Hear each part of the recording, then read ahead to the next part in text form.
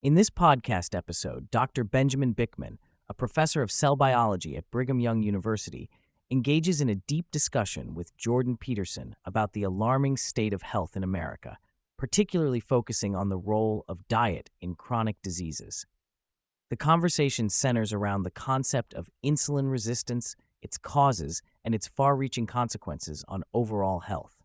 Dr. Bikman begins by explaining that the fundamental issue plaguing American health is excessive carbohydrate intake, which leads to insulin resistance.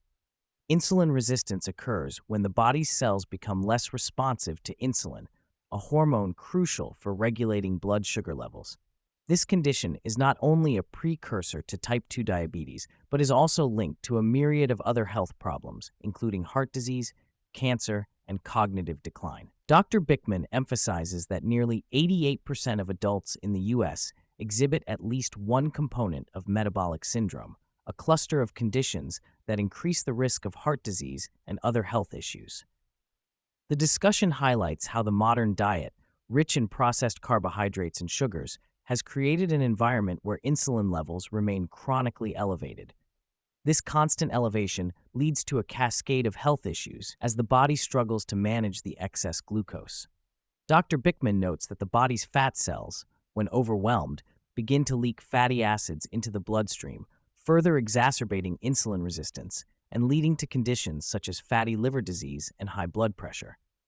Dr. Bikman elaborates on the critical role of insulin in metabolism, describing it as a key hormone that dictates whether the body burns carbohydrates or fats for energy. When insulin levels are high, the body is in a state of carbohydrate burning, while low insulin levels promote fat burning.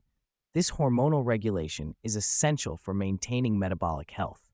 However, with the prevalence of high-carbohydrate diets, insulin levels remain elevated, leading to a metabolic state that favors fat storage and promotes insulin resistance. The conversation also touches on the impact of insulin resistance on reproductive health. Dr. Bikman explains how conditions like polycystic ovary syndrome, PCOS, in women and erectile dysfunction in men are directly linked to insulin resistance. In women, high insulin levels inhibit the conversion of testosterone to estrogen, disrupting normal ovulatory cycles. In men, insulin resistance impairs the production of nitric oxide, a molecule essential for erectile function. As the discussion progresses, Dr. Bikman outlines the broader implications of a high-carbohydrate diet.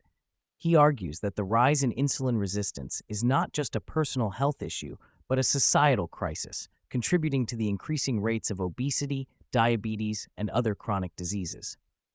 He emphasizes that the traditional view of treating these conditions with medications often fails to address the root cause, diet. Instead, he advocates for lifestyle changes, particularly reducing carbohydrate intake, as a more effective solution.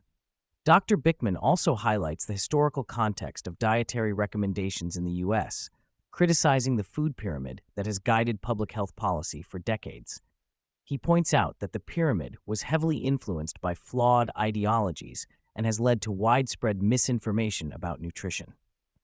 The emphasis on carbohydrates as the foundation of a healthy diet has contributed to the current health crisis, with many people unaware of the detrimental effects of excessive carbohydrate consumption. In light of the current health crisis, Dr. Bikman stresses the importance of public awareness and education regarding dietary choices. He argues that individuals should prioritize a low-carbohydrate diet, which has been shown to improve metabolic health and reduce the risk of chronic diseases. He notes that there is no recommended daily allowance for carbohydrates, highlighting the fact that they are not essential for human survival. Instead, he encourages people to focus on whole foods, including meats, dairy, and vegetables, while avoiding processed foods high in sugars and refined carbohydrates. The conversation also touches on the role of government policy in shaping dietary guidelines. Dr. Bikman criticizes the subsidies that promote unhealthy food choices and calls for a reevaluation of public health policies that have contributed to the obesity epidemic.